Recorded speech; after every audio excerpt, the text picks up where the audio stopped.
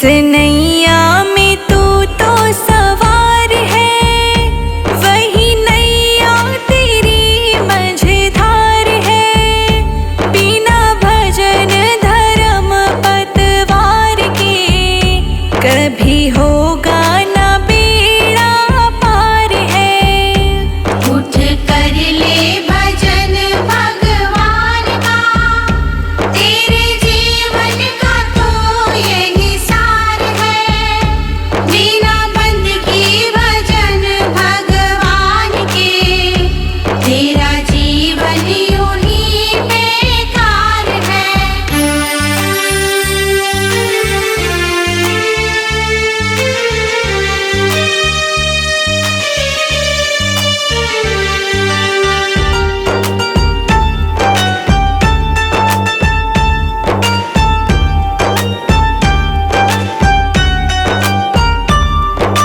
भूखा मरे कोई प्यासा मरे, पर तुझे किसी की फिक्र नहीं। सत्य अहिंसा दया धर्म का तेरी जुबां पर जिक्र नहीं। सारी बीती उम्र यूं ही झूठ में बेईमानी से किया व्यापार है। जरा मन में तू अपने सोच ले, तूने कौन सा किया उपकार है। उठ कर ले भजन भगवान का, तेरे जीवन का तो यही सार है। बिना बंदगी भजन भगवान के, तेरा जीवन यूं ही बेकार है।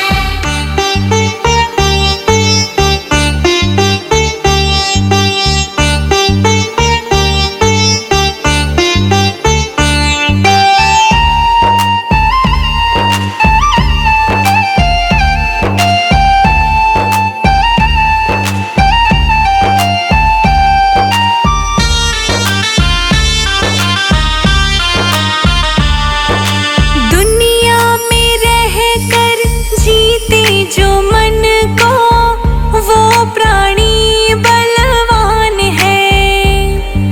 छोड़ दे तू बदियों को नाहक, इसमें तेरा कल्याण है। भव सागर से भी तर जाएगा, गर तेरा प्रभु से सच्चा प्यार है। जो भक्ति की आँखों से देखता, उसे प्रीतम का होता दीदार है। उठ कर ले भजन भगवान का, तेरे जीवन का तो यही सार है। बिना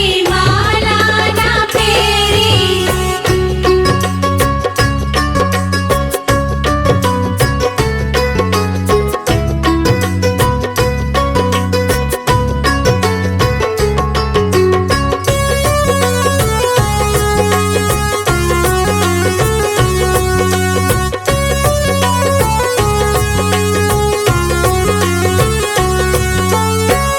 यम के दूत जब लेने को आए, यम के दूत जब लेने को आए, मैं आगे आगे चल दी माला ना फेरी। उमरिया बीत गई माला ना फेरी। उमरिया बीत गई माला ना फेरी। उमरिया बीत गई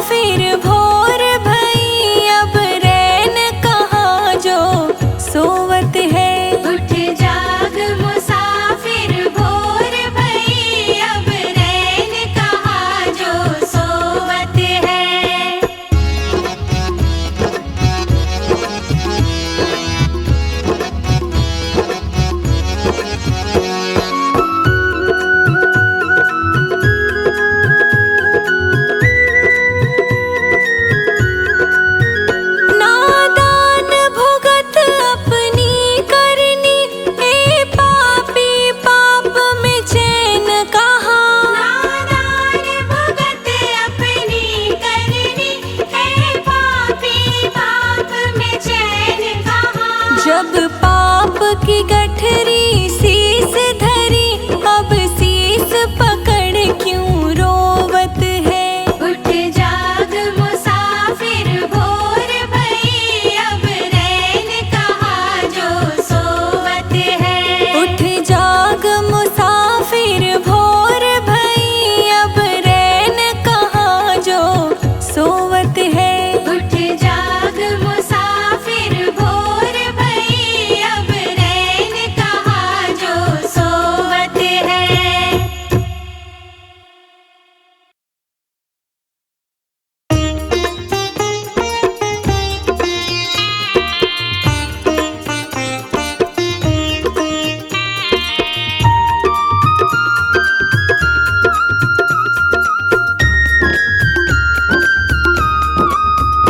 कलयुग में मात पिता की, कलयुग में मात पिता की, अब कैसे कटे जिंदगानी।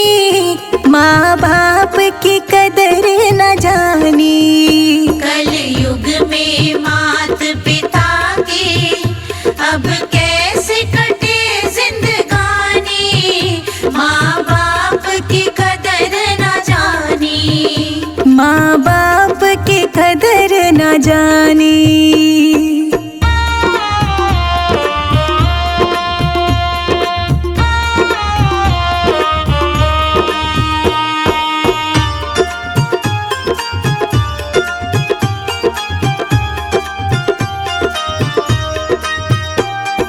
जब बेटा मेरे पेट पड़ा था, जब बेटा मेरे पेट पड़ा था। हाँ जब बेटा मेरे पेट पड़ा था, जब बेटा मेरे पेट पड़ा था। मैं झेले कष्ट है भारी, माँ बाप की कदर न जानी।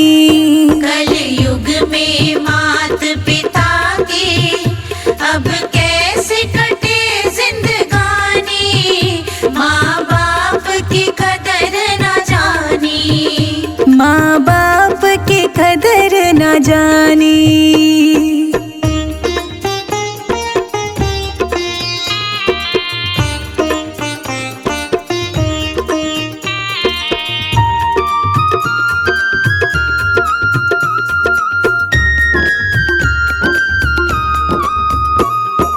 जब बेटे का जन्म हुआ था, जब बेटे का जन्म हुआ था।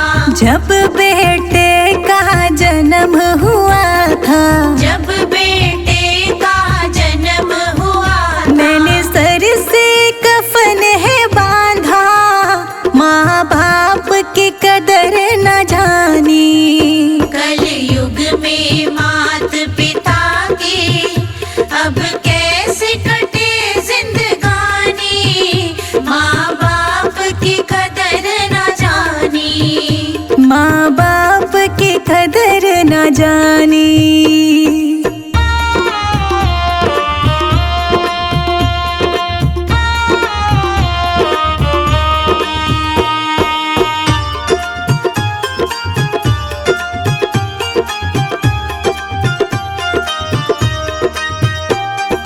जब बेटे की छठी हुई थी, जब बेटे की छठी हुई थी। जब बेटे की छठी हुई थी, जब बेटे की छठी हुई थी। मैंने रूठा कुटुंब मनाया, माँ बाप की कदर न जानी।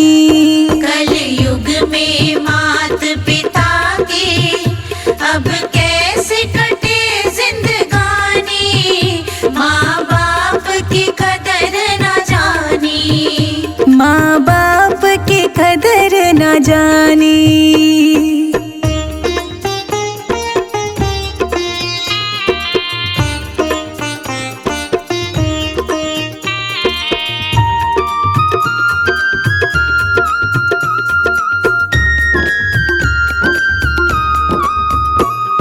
मैंने जेठानी के पैर दबाए, मैंने जेठानी के पैर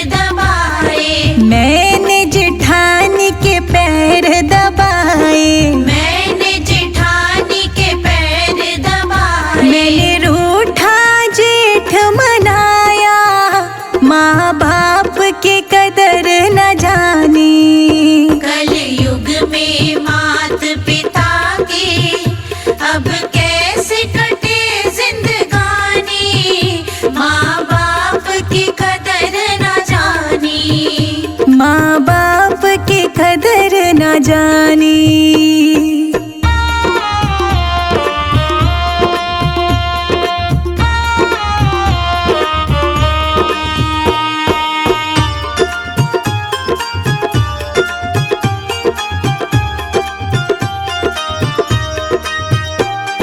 मैंने जेठानी के पैर दबाए, मैंने जेठानी के पैर दबाए, मैंने जेठानी के पैर दबाए, मैंने जेठानी के पैर दबाए। मैंने रूठा जेठ मनाया, माँ बाप की कदर न जानी। कल युग में मात पिता की अब कैसे कटे जिंदगानी, माँ बाप की कदर न जानी, माँ बाप की कदर न जानी।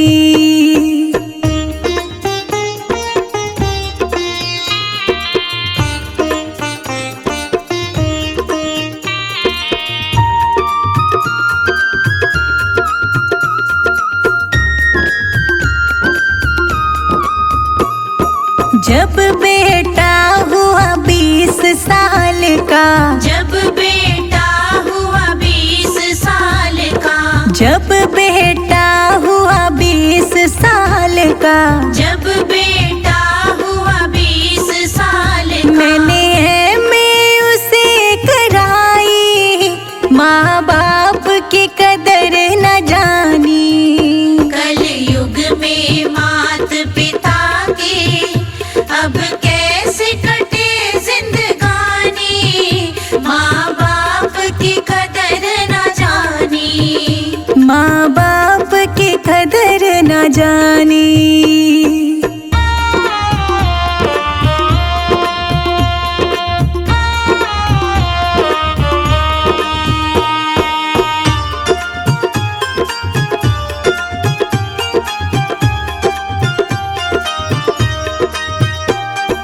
जब बेटे का विवाह रचाया, जब बेटे का विवाह रचाया, जब बेटे का विवाह रचाया, जब बेटे का विवाह रचाया, मैंने जोड़ा धन है लुटाया, माँ बाप की कदर न जानी। कल युग में मात पिता की अब कैसे कटे जिंदगानी, माँ बाप की कदर न जानी, माँ बाप की कदर न जानी।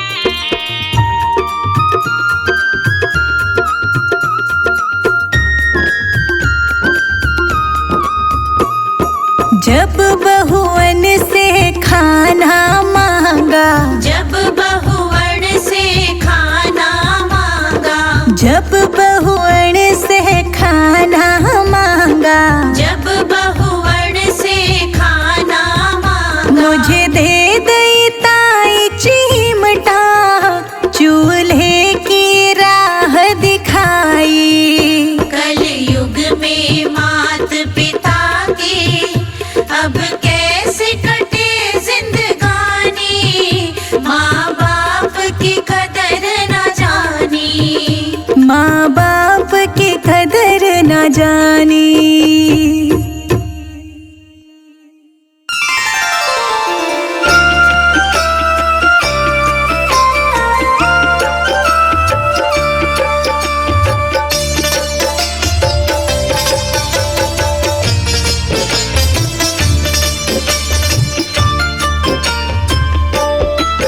मेरा आपकी कृपा से सब काम हो रहा है, मेरा आपकी कृपा से सब काम हो रहा है।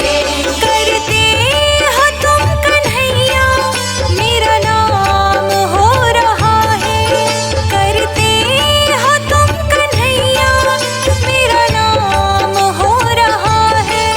मेरा आपकी सब काम हो रहा है।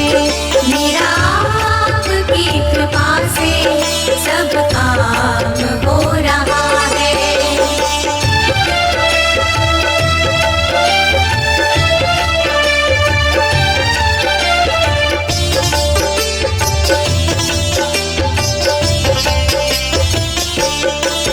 पतवार के बिना ही मेरी नाव चल रही है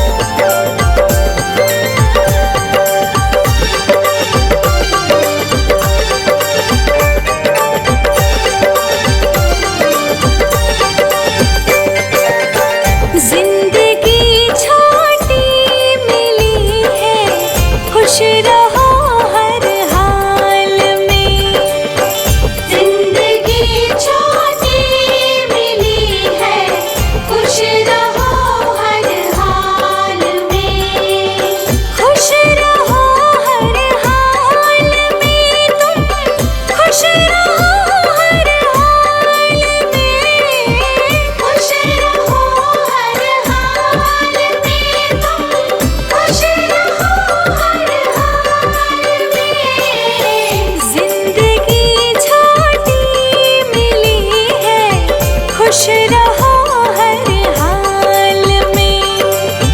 जिंदगी छोटी मिली है, खुश रहो हर हाल में।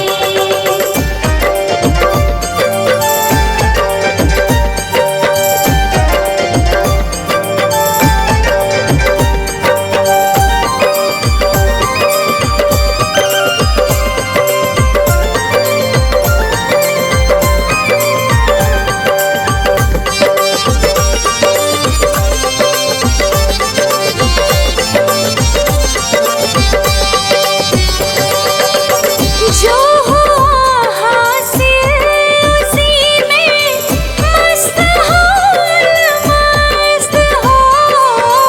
जो हुआ हासिल उसी में मस्त हो, मस्त हो। जो हुआ हासिल उसी में मस्त हो, मस्त हो। बंदे उतना ही मिलेगा जो लिखा है भाग में। जिंदगी छोटी मिली है, खुश रहो हर हाल में। जिंदगी छोटी मिली है, खुश रहो हर हाल में।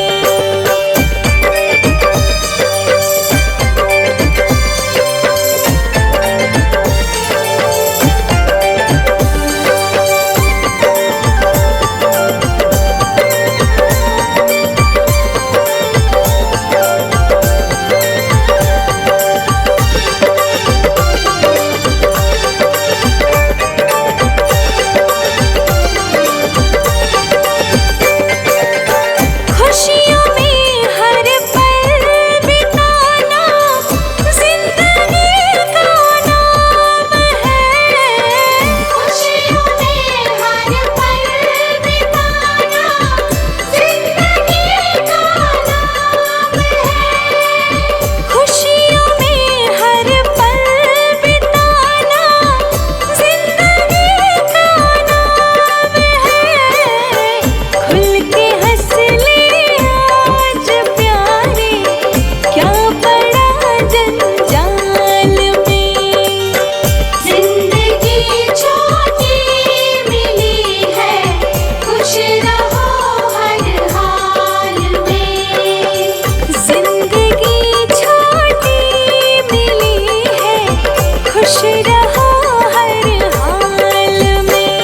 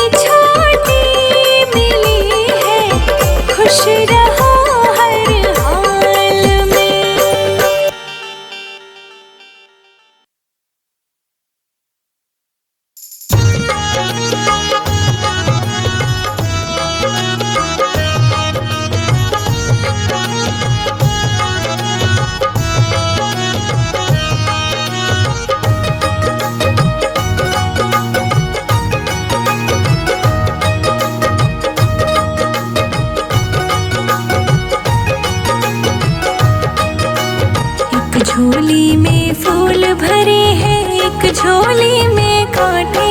कोई कारण होगा, कोई कारण होगा, कोई कारण होगा, कोई कारण होगा, कोई कारण होगा।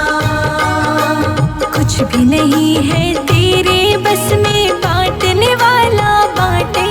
कोई कारण होगा, कोई कारण होगा, कोई कारण होगा, कोई कारण होगा, कोई कारण होगा। एक झोली में फूल भरे हैं, एक झोली में कांटे। कोई कारण होगा, कोई कारण होगा, कोई कारण होगा, कोई कारण होगा।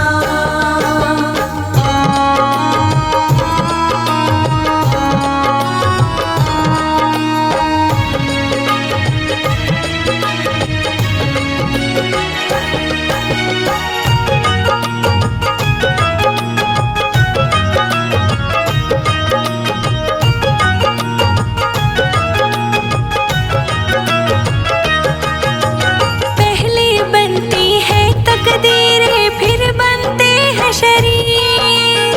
पहले बनती है तकदीरें, फिर बनते हैं शरीर। ये तो प्रभु की कारीगरी है, तू क्यों है गंभीर। कोई कारण होगा, कोई कारण होगा, कोई कारण होगा, कोई कारण होगा, कोई कारण होगा, कोई कारण होगा, कोई कारण होगा, कोई कारण होगा।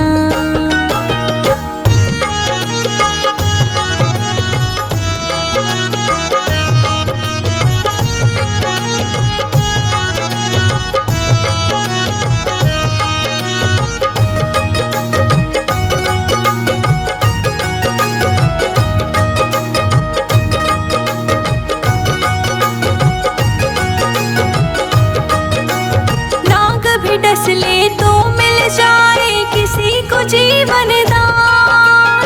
नाग भी डस ले तो मिल जाए किसी को जीवन दान।